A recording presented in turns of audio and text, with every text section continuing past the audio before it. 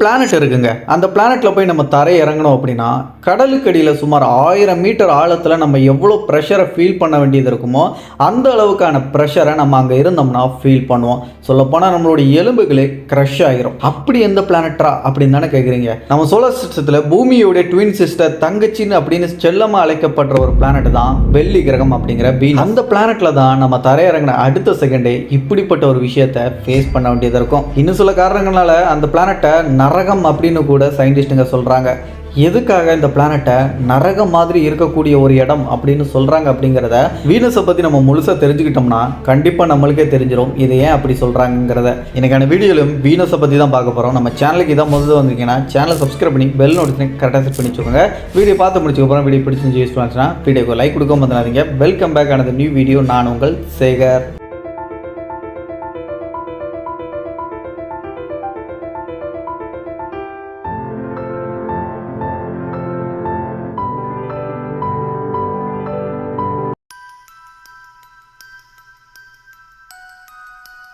சுமார் பூமியிலிருந்து 22.5 கோடி கிலோமீட்டர் தூரத்தில் இருக்கிற ஒரு பிளானட் அப்படின்னா அது நம்மளுடைய செவ்வாய் கிரகம் அப்படிங்கிற மார்ஸ் பிளானட் தான். மார்ஸ் பிளானட்டுக்கு இன்றைக்கு வரைக்கும் ஏகப்பட்ட ப்ரோப்ஸ்களை ஏகப்பட்ட விண்கலன்களை அனுப்பி ஆய்வுகளை தொடர்ந்து நம்ம பண்ணிகிட்டு இருக்கோம். ஆனால் 22.5 கோடி டிஸ்டன்ஸில் தூரத்தில் இருக்க நம்ம செவ்வாய் கிரகத்தை இவ்வளோ ஆய்வு பண்ணுறோம்.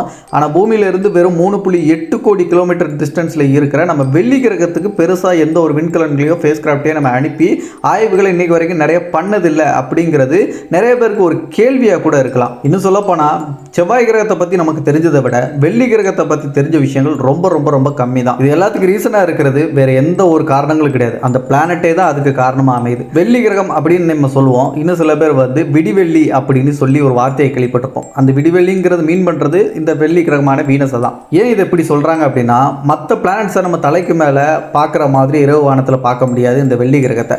இது விடிய காலையில் சூரியனுக்கு பக்கத்தில் அந்த சூரிய உதயம் நடக்கும் போது நம்ம சூரியனை ஃபோக்கஸ் பண்ணி பார்த்தோம்னா இந்த வெள்ளி கிரகத்தை நம்மளால் பார்க்க முடியும். அதனால தான் இது விடிவெள்ளி அப்படின்னு சொல்லுவாங்க. பட் இருந்தாலும் இந்த இடத்துல வெள்ளி கிரகத்தை சூரிய உதயமாகும் மட்டும்தான் பார்க்க முடியுமான்னு கேட்டால் இல்லவே இல்லை. வருடத்தில் 9.5 மாதங்கள் நம்ம சூரிய உதயமாகும் போது இந்த வெள்ளி கிரகத்தை சூரியனுக்கு பக்கத்தில் பார்க்கலாம். அதுக்கப்புறம் 9.5 மாதங்களுக்கு அப்புறம் சூரியன் மறையும் போது மட்டும்தான், அந்த அஸ்தமனம் ஆகும் போது மட்டும்தான் நம்மளால் இந்த வெள்ளி கிரகத்தை சூரியன் பக்கத்தில் பார்க்க முடியும். ஸோ இந்த 2 டைமிங்கில் நம்ம இந்த மாதங்கள் டிஃப்ரெண்ட்டை கனெக்ட் பண்ணி நம்மளால் பார்க்க முடியும். எல்லாரும் ஒரே நேரத்தில் ஒரே மாதிரி ஒரே இடத்துல நம்ம வெள்ளி கிரகத்தை பார்க்க முடியாது. நம்ம சோலார் சிஸ்டத்தில் என்னதான் மெர்க்குரி அப்படிங்கிற புதன் கிரகம் சூரியனுக்கு முதல் கிரகமாக இருந்தாலும் அந்த கிரகம் நம்ம சோலார் சிஸ்டத்தோடைய ஹாட்டஸ்ட் பிளானட் கிடையாது. அந்த பேருக்கு சொந்தமாக இருக்கிறது நம்மளுடைய வெள்ளி கிரகம் தான். 450 460 டிகிரி செல்சியஸ் வரைக்கும் அதோடைய மேல்பரப்பு டெம்பரேச்சர் அப்படிங்கிறது இருக்கும். இதுக்கு ரீசன் நம்ம பூமியில் அட்மாஸ்பியர் அப்படிங்கிற ஒன்று அந்த வளிமண்டலம் இருக்குது. அதே மாதிரி நம்ம மெர்க்குரியில் வளிமண்டலம் அப்படிங்கிறது கிடையாது. ஆனால் வீனஸில் வளிமண்டலம் அப்படிங்கிறது இருக்குது. அந்த அட்மாஸ்பியர் அப்படிங்கிறது கூட நம்ம பூமிக்கு இருக்கக்கூடிய அட்மாஸ்பியர் மாதிரி இல்லாமல் 95% கார்பன் டை ஆக்சைடால் நிறைஞ்சிருக்கக்கூடிய ஒரு அட்மாஸ்பியராகவும் ரொம்பவும் அடர்த்தியான ஒரு அட்மாஸ்பியர் இருக்குது அப்படின்னு சொல்கிறாங்க. இந்த அடர்த்தி அதிகமாக இருக்கக்கூடிய அட்மாஸ்பியர் காரணமாக சூரியனோட வெப்பம் வீனஸ்குள்ளே வந்ததுக்கப்புறம் அது எஸ்கேப் ஆகி வெளியே போகிறதுக்கு வழி இல்லாமல் அது அங்கேயே தங்கிடுது. இதனால தான் வெள்ளி கிரகத்து இவ்வளோ சூடாக இருக்கக்கூடிய ஒரு பிளானட்டாக வச்சிருக்கிறது காரணமாக இருக்குது அப்படின்னு ஆய்வு மூலமாக கண்டுபிடிக்கிறாங்க. நம்ம பூமி அப்படிங்கிறது ஒரு தடவை சூரியனை முழுசாக சுற்றி வள வர்றதுக்கு 365 நாட்கள் எடுத்துக்கும் அப்படிங்கிறது நம்ம எல்லாருக்கும் தெரிஞ்ச விஷயம் தான். ஆனால் பூமியோடைய தங்கச்சின்னு அழைக்கப்படுற நம்ம வீனஸ் அப்படிங்கிறது சூரியனை சுற்றுறதை விட தன்னைத்தானே சுற்றிக்கிற வேகம் அப்படிங்கிறது ரொம்ப கம்மியாக இருக்குது அப்படின்னு சயின்டிஸ்ட்டுங்க கண்டுபிடிச்சாங்க. உங்களுக்கு நம்பர்ஸில் தெளிவாக சொல்லணும் அப்படின்னா வீனஸ் அப்படிங்கிறது சூரியனை ஒரு தடவை சுற்றி முழுசாக வள வர்றதுக்கு அந்த ஆர்பிட் பீரியட் அப்படிங்கிறது எவ்வளோ எடுத்துக்குதுன்னா 225 பூமி நாட்கள் எர்த் டேஸ் அப்படிங்கிறது எடுத்துக்குது.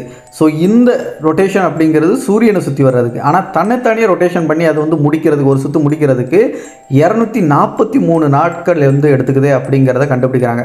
ஸோ அதை தாண்டி இன்னொரு ஆச்சரியமான விஷயம் என்ன, நம்ம சோலார் சிஸ்டத்தில் இருக்கக்கூடிய எல்லா பிளானட்டுகளுமே அதோடைய ஆக்சஸில் கொஞ்சம் சாய் கோணத்தில் தான் சுற்றிட்டு இருக்கும் ஒவ்வொரு பிளானட்டும். அதில் எக்ஸாம்பிளாக உங்களுக்கு மெர்க்குரியை சொல்லணும்னா வெறும் 3 டிகிரி அப்படிங்கிற அந்த ஆங்கிளில் தான் அது சாஞ்சு சுற்றிட்டு இருக்கு. ஆல்மோஸ்ட் ஸ்ட்ரெயிட்டாக இருந்து சுற்றுற மாதிரி தான் அது சுற்றிட்டு இருக்கு. நம்ம பூமி 23.5 டிகிரி அப்படிங்கிற அந்த கோணத்தில் சுற்றிட்டு இருக்கு. ஆனால் இந்த வீனஸ் பார்த்தீங்கன்னா 177 டிகிரி சாய் கோணத்தில் சுற்றிட்டு இருக்கு. நம்ம சோலார் சிஸ்டத்திலேயே அதிக சாய் கோணத்தில் சுற்றக்கூடிய ஒரு பிளானட்டாக இந்த வீனஸ் தான் இருக்குது. ஆல்மோஸ்ட் சொல்ல போனால் அது படுத்துக்கிட்டு சுற்றுற மாதிரி தான் அப்படின்னு எடுத்துக்கோங்களேன், தலைகீழ அப்படியே. இதுக்கு காரணம் என்னவா இருக்கும் அப்படின்னு சொல்லிட்டு ஒரு தியரியா என்ன சொல்றாங்கன்னா, இந்த கிரகங்கள் எல்லாம் நம்ம சூரிய குடும்பத்தில் உருவாக்குற டைமில் இந்த வீனஸ் அப்படிங்கிற உருவான டயத்தில் ஒழுங்காக தான் கொஞ்சம் சுற்றி இருந்திருக்கணும். பட் இருந்தாலும் ஏதோ ஒரு மோதலின் காரணமாக அதோடைய ஆக்சஸ் அப்படிங்கிறது கொஞ்சம் சாஞ்சு இந்த மாதிரி சாய் கோணத்தில் இந்த மாதிரி விசித்திரமாக சுற்றுறதுக்கு ஒரு ரீசனாக இருக்கலாம் அப்படின்னு ஒரு தியரியாக வந்து சொல்கிறாங்க. பட் இன்னைக்கு வரைக்கும் அதுக்கான காரணம் அப்படிங்கிறது ஸ்ட்ராங்காக நம்மளுக்கு எந்த ஒரு எவிடன்ஸும் இதுதான் அப்படின்னு சொல்ல முடியல. வீனஸை ஹெல், நரகம் அப்படின்னு சொல்கிறதுக்கான ரீசன் அதோடைய அமைப்புகள் தான். அதில் இன்னைக்கு வரைக்கும் பெருசாக இந்த வெள்ளி கிரகத்தை ஃபோக்கஸ் பண்ணி நிறைய விண்கலன்களையோ மனிதர்களை அனுப்புறதுக்கான முயற்சிகளையும் எதுவும் எடுக்காதது காரணமாக இருக்கிறதும் அந்த அமைப்பு அப்படிங்கிற ஒன்று தான் காரணமாக இருக்குது. அதில் முதல் விஷயம், இப்போ நம்ம பூமியிலேருந்து ஒரு ஃபேஸ் கிராஃப்ட் அனுப்புகிறோன்னு வச்சுக்கோங்களேன், அந்த ஃபேஸ் கிராஃப்ட் அப்படிங்கிறது அங்கே போய் சேர்ந்துச்சு அப்படின்னா அது அங்கே சில செகண்டுகளோ இல்லை சில நிமிடங்களோ மட்டும்தான் தாக்கு பிடிக்கும். அதுக்கு மேலே எவ்வளோ நம்ம ஸ்ட்ராங்காக உறுதியாக இருக்கக்கூடிய மெட்டலில் தயாரித்து அங்கே ஃபேஸ் கிராஃப்ட் அனுப்பினாலும் அது அங்கே வந்து தரையிறங்கி நம்ம நினைக்கிற ரிசர்ச்செல்லாம் ரொம்ப நாளைக்கு இருந்து பண்ணுறதுக்கு வாய்ப்பு இல்லை. ரீசன் அங்கே இருக்கக்கூடிய விஷயங்கள் சில சேலஞ்சிங்கான விஷயங்களாக இருக்குது. அதனால தான் அது நரகம்னு சொல்கிறதுக்கு ஒரு ரீசனாக இருக்குது அந்த சேலஞ்ச் எல்லாமே. அதில் முதல் விஷயம் பார்த்தீங்கன்னா, அந்த கிரகத்தில் அட்மாஸ்பியர் அப்படிங்கிறது ரொம்ப அடர்த்தியாக இருக்கும். அதுவும் கார்பன் டை ஆக்சைடு அதிகமாக இருக்கக்கூடிய ஒரு அட்மாஸ்பியர்னு சொல்லியிருந்தேன். கிட்டத்தட்ட வீடியோ ஸ்டார்டிங்கில் சொன்ன மாதிரி தான் 1000 மீட்டர் ஆழத்தில் கடல்கடியில் நம்ம இருந்தோம்னா எவ்வளோ ப்ரெஷரை வந்து நம்ம தாங்க வேண்டியிருக்குமோ அந்த அளவுக்கு அதிகமான ப்ரெஷரை வந்து கொண்ட ஒரு பிளானட்டாக இருக்கிறதுனால நம்ம ஒரு ஃபேஸ் கிராஃப்ட் இறங்கினோம்னா முதல்ல அந்த ப்ரெஷர் அது வந்து தாங்கக்கூடிய அளவுக்கு இருக்கணும். சரி, அந்த ப்ரெஷரை தாங்கக்கூடிய அளவுக்கு ஒரு மெட்டலால் நம்ம தயாரித்து ஒரு விண்கலத்தை அனுப்பிட்டோம்னா அங்கே ரெண்டாவது இன்னொரு விஷயத்தை ஃபேஸ் பண்ண வேண்டியிருக்கும். அதுதான் அங்கே இருக்கக்கூடிய சல்ஃபரிக் ஆசிட் மலை அப்படிங்கிற அந்த ஒரு விஷயம். சல்ஃபரிக் ஆசிட் பொதுவாகவே ரொம்ப டாக்ஸிக்கான ஒரு ஆசிட். ஸோ அது எந்த உலோகங்களில் பட்டாலும் அது அரிக்கும் தன்மை கொண்டது. ஸோ அப்படிப்பட்ட உலோகத்தை அரிக்கக்கூடிய அந்த சல்ஃபரிக் ஆசிட் மலையை பொழியும் போது கண்டிப்பாக அதில் இருக்கக்கூடிய கருவிகளும் அந்த ஃபேஸ் கிராஃப்ட் அப்படிங்கிறது ரொம்ப பாதிப்புக்குள்ளாகும். இதனால் அது வேலை செய்யாமல் கூட போகலாம். மூணாவது, புயல். நம்ம பூமியில் புயல் வீசுறதை நம்ம வந்து பார்க்கக்கூடிய விஷயம் தான். அதே மாதிரி வெள்ளி கிரகத்திலையும் புயல் அப்படிங்கிறது வீசும். ஆனால் அந்த புயல் நம்ம பூமியில் வீசுகிற மாதிரியான அளவில் வீசாது. அதை விட பல மடங்கு ரொம்ப பவர்ஃபுல்லான புயல் அப்படிங்கிறது வீசிகிட்டு இருக்கும். ஸோ அந்த புயல் வீசுறதெல்லாம் தாக்க பிடிச்சி அங்கே ஃபேஸ் கிராஃப்ட் வந்து ரொம்ப நேரம் வேலை செய்கிறதும் கஷ்டம். நம்ம பூமியை சுற்றி வரக்கூடிய லூனார், அதாவது நிலவோடைய சர்ஃபேஸை நம்ம வந்து புகைப்படங்களில் பார்த்துருப்போம். அதில் சில இடங்கள் பள்ளமாக இருந்தாலும் சில இடங்கள் கொஞ்சம் ஸ்மூத்தாக இருக்கும். அதனால தான் மனிதர்கள் வரைக்கும் இன்றைக்கி வந்து அங்கே போய் நம்ம காலடி பதிச்சிருக்கோம். ஆனால் அதே மாதிரியான ஒரு முயற்சியை நம்ம வீனஸில் வந்து அதில் இருக்கக்கூடிய தரைப்பகுதியில் காலடி பதிக்கணும்னு நினைச்சோம்னா கண்டிப்பாக வாய்ப்பு இல்லை. ஏன்னா வீனஸில் ஏகப்பட்ட எரிமலை எச்சங்கள் சொல்லப்படக்கூடிய தரைகள் அப்படிங்கிறது கொஞ்சம் பள்ள மேடு குண்டு குழின்னு அப்படின்னு ஏகப்பட்ட விஷயங்கள் இருக்கும். அந்த எரிமலையோடைய பக்கத்தில் இருந்து பார்க்குற இடத்துல நீங்கள் நிறைய வீடியோஸில் பார்த்துருப்பீங்க. அதே மாதிரியான தோட்டத்தில் தான் வீனஸோடைய தரைப்பகுதியே முழுக்க இருக்கும். அந்த மாதிரி இருக்கிற பட்சத்தில் ஒரு ஃபேஸ் கிராஃப்டை ஸ்மூத்தாக லேண்ட் பண்ணுறது அப்படிங்கிறது பெரிய சேலஞ்ச். அதேமாரி சில இடம் அவங்ககிட்ட கிடச்சிச்சு அப்படின்னா முதல்ல சொன்ன ரீசன்கள் தான். அதெல்லாம் ஃபேஸ் பண்ணி அது சேலஞ்செல்லாம் கடந்து வந்தால் மட்டும்தான் அதால் சர்வே பண்ண முடியும். அதுவும் சில நிமிடங்களுக்கோ இல்லை சில வினாடிகளுக்கோ மட்டும்தான். இந்த மாதிரி இருக்க காரணத்தினாலேயே வீனஸ் அப்படிங்கிற இந்த வெள்ளி கிரகத்தை ஆய்வு பண்ணுறதுக்காக ஃப்ளைபையை முதல்ல ஒரு விண்கலத்தை அனுப்புனது ஆஸ் யூஸ்வல் எல்லாருக்கும் தெரிஞ்ச அமெரிக்கா தான்.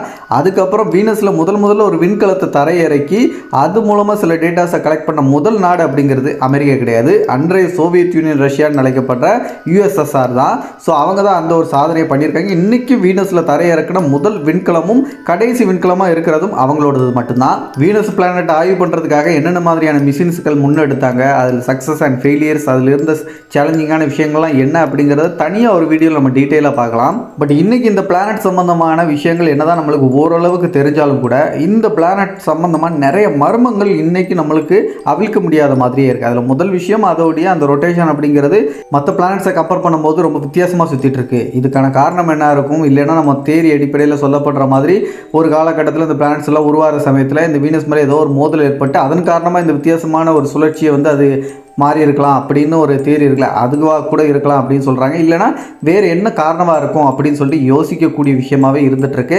அண்ட் அதுக்கப்புறம் அதோட அட்மாஸ்பியர் திக்கான ஒரு அட்மாஸ்பியராக இருந்தாலும் அந்த அட்மாஸ்பியர் க்ளவுடில் லைட்னிங் அப்படிங்கிற மின்னல்கள் அப்படிங்கிறதும் நடக்குது அப்படின்னு சொல்கிறாங்க. ஸோ இந்த மின்னல்கள் நடக்குதுன்னா அதுக்கு தூண்டுதலாக அங்கே இருக்கக்கூடிய அட்மாஸ்பியரில் என்ன மாதிரியான விஷயங்கள் இருக்குது அப்படிங்கிறதும் இப்போ வரைக்கும் தெரியலை. சூடான கிரகம் மட்டும் இல்லை, அங்கே ஏகப்பட்ட எரிமலை அப்படிங்கிற விஷயங்களும் இருக்குது. பட் ஆனால் ஆக்டிவாகவும் சில எரிமலைகள் இருக்கலாம் அப்படின்னு அப்படின்னும் சயின்டிஸ்டுகள் வந்து சந்தேகிக்கிறாங்க. எல்லாத்துக்கும் மேலே ஒரு காலகட்டத்தில் பூமி எப்படி இன்னைக்கு வாழ தகுதியுடைய ஒரு பிளானட்டாக இருக்கோ, ஏன் மார்ஸ் கூட ஒரு காலகட்டத்தில் அப்படி தான் இருந்துச்சுன்னு சொல்லப்படுதோ, அதே மாதிரி இந்த வீனஸ் அப்படிங்கிறதும் ஒரு காலகட்டத்தில் பூமி மாதிரி வாழ தகுதியுடைய கிரகமாக இருந்திருக்கலாமோ அப்படிங்கிற சந்தேகமும் சயின்டிஸ்டுகள் மனசில் இருந்துட்டு இருக்கு. அதுக்கு முக்கிய காரணம் ஹேபிடபிள் ஜோனில் இருக்கக்கூடிய எந்த ஒரு பிளானட்டாக இருந்தாலும் கண்டிப்பாக அங்கே உயிர் வாழ்கிறதுக்கான சாத்தியக்கூறுகள் இருக்குது அப்படின்னு நம்பப்படுது இல்லையா. அந்த வகையில் தான் நம்மளோட பூமி அப்படிங்கிறது நம்ம சூரிய குடும்பத்தில் ஹேபிடபிள் ஜோனில் இருக்குது. அதனால தான் இங்கே உயிர்கள் இருக்குது. சேம் அந்த ஹேபிடபிள் ஜோன் ஏதோ நம்ம பூமி இருக்கிற இடம் மட்டும்தான் அப்படின்னு நீங்கள் நினச்சிடக்கூடாது. அது வந்து குறிப்பிட்ட தூரம் வரைக்கும் வந்து பறந்து விரிஞ்சு இருக்கும். அந்த வகையில் நம்ம சூரிய குடும்பத்தோடைய அந்த ஹேபிடபிள் ஜோன் அப்படிங்கிறது எங்கேருந்து தொடங்கி எங்கேருந்து முடியுது அப்படின்னா, நம்ம வெள்ளி கிரகம் இருக்குல்ல, எக்ஸாக்டாக வெள்ளி கிரகம் இருக்கக்கூடிய இடத்துல இருந்து ஸ்டார்ட் ஆகி நம்ம மார்ஸ் பிளானட் வரைக்கும் அந்த ஹேபிடபிள் ஜோன் அப்படிங்கிறது இது ரெண்டுக்கு இடைப்பட்ட பகுதியில் நம்ம பூமி இருக்கிறதுனால தான் அங்கே நீர் வடிவத்தில் இருக்குது. அப்போது நம்ம பூமி மாதிரியே ஹேபிடபிள் ஜோனில் வெள்ளி மற்றும் மார்ஸ் இந்த 2 கிரகங்கள் இருக்குது. ஆனால் இது ரெண்டுத்துலேயுமே இன்றைக்கி வாழ தகுதியுடைய கிரகங்களாக இருக்கக்கூடிய சூழ்நிலைகள் மாதிரி அதுக்கேற்ற மாதிரி இருக்குது. இதெல்லாம் என்ன ரீசன்னால் இருக்குது அப்படிங்கிறது இன்றைக்கும் வந்து ஆய்வு என்ன தான் பண்ணாலும் நம்மளுக்கு ஸ்ட்ராங்கான ஒரு ப்ரூஃப் அப்படிங்கிறது கிடைக்கல. அதனால தான் வெள்ளி கிரகமும் ஒரு காலகட்டத்தில் பூமி மாதிரி இருந்திருக்கலாமோ அப்படிங்கிற சந்தேகம் சயின்டிஸ்ட்டுகளுக்கு வர்றதுக்கு ரீசனாக இருக்குது. ஓவரால் இந்த வீடியோவில் சொன்ன விஷயங்களை வச்சு நீங்கள் வெள்ளி கிரகத்தை பற்றி வீனஸை பற்றி நிறைய விஷயங்கள் தெரிஞ்சிருப்பீங்க அப்படின்னு நம்புகிறேன். வீனஸ் சம்மந்தமாக என்னென்ன மிஷின்கள் முன்னெடுக்கப்பட்டிருக்கு அப்படிங்கிறத டீட்டெயிலாக நீங்கள் தெரிஞ்சுக்கணும்னு ஆசைப்பட்டீங்கன்னா கமெண்ட்டில் வீனஸ் அப்படின்னு சொல்லிட்டு கமெண்ட் பண்ணுங்கள். எத்தனை பேர் கமெண்ட் பண்ணுறீங்களோ அதை பொறுத்து கூடிய சீக்கிரத்தில் அந்த வீடியோ நான் மேக் பண்ணுறேன். அந்த வீடியோ மட்டும் இல்லாமல் நம்ம சேனலில் படக்கூடிய எல்லா வீடியோஸையும் நீங்கள் மிஸ் பண்ணாமல் பார்க்குறதுக்கு நம்ம சேனலை இன்னும் கூட சப்ஸ்கிரைப் பண்ணால் ஜஸ்ட் சப்ஸ்கிரைப் பண்ணி பெல் நோட்டிஃபிகேஷன் கரெக்டாக பண்ணி வச்சுக்கோங்க. மற்ற வீடியோஸை பார்க்குறதுக்கு மேலே ஐக்கன் லிங்க் கொடுத்துருக்கேன், செக் பண்ணிக்கோங்க. அடுத்த ஒரு நல்ல தகவலோட நான் உங்களை சந்திக்கும் வரை நான் உங்கள் சேகர். பாய் பாய்.